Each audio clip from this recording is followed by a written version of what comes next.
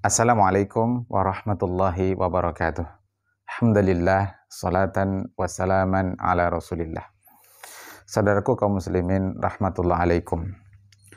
Ada sebuah kisah menarik yang patut kita renungkan dan menjadi teladan sepanjang zaman. Kisah tentang keluarga Nabi Ibrahim alaihissalam.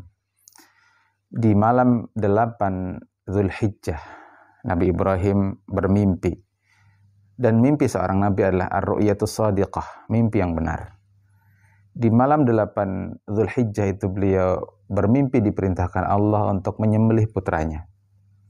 Terbangun beliau. Namun masih ada keraguan di hati beliau. Benarkah ini perintah Allah? Padahal beliau lihat jelas itu dalam mimpi beliau. Karena melihat kali pertama itulah kemudian 8 Zulhijjah disebut sebagai hari Tarwiyah. Kemudian di hari ke malam 9 Zulhijjah kembali beliau bermimpi dengan mimpi yang sama.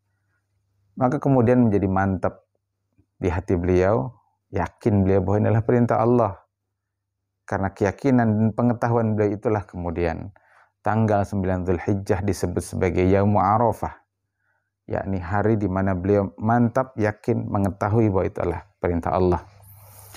Maka di hari itu kemudian beliau berbicara kepada putra beliau. Kita lihat keteladanan Nabi Ibrahim alaihissalam. Ketika beliau mantap hati bahwa itulah perintah Allah, beliau segera melaksanakannya, meskipun beliau meminta dulu pertimbangan kepada anaknya, bukan untuk menolak perintah Allah, tapi untuk semakin memantapkan hati beliau. Karena beliau yakin putranya adalah putra yang terdidik dengan didikan tauhid.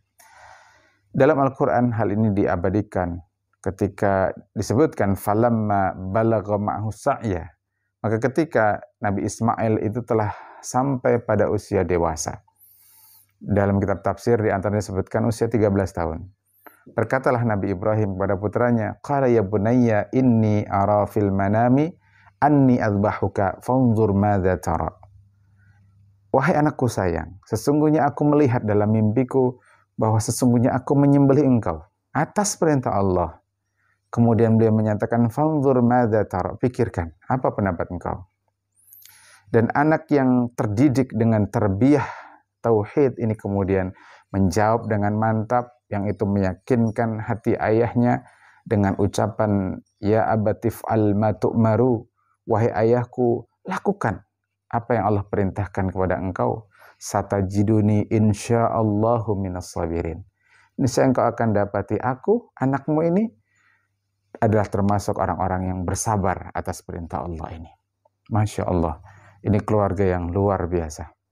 Sebuah perintah yang kalau kita kaji dalam sudut pandang apapun mungkin tidak masuk akal, tidak rasional.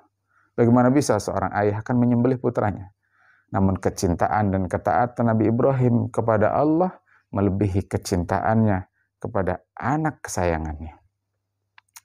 Maka kemudian di hari ke-10, Nabi Ibrahim bersama Nabi Ismail berangkat ke tempat penyembelihan. Jadilah hari ini kemudian dinamakan sebagai Yaumun Nahar, hari penyembelihan.